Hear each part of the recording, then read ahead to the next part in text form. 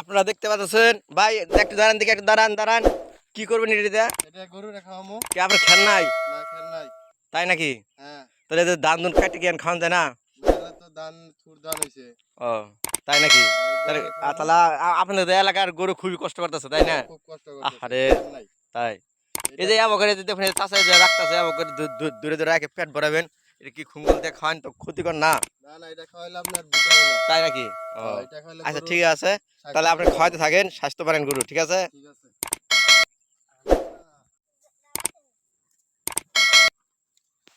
ওদের গরুর নাকি এই খাওয়ানি হবো।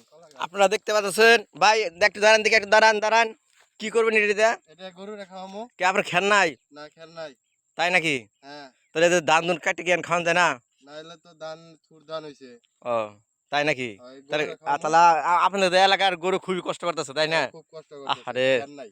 তাই এই এটা যে অবকারে যদি আপনি চাষে যে রাখতেছে অবকারে দূরে দূরে রেখে পেট ভরাবেন, এটা কি খুঙ্গল দিয়ে খাওয়ান তো ক্ষতিকর না? না না এটা খাওয়াইলে আপনার ভিটামিন হয়। তাই নাকি?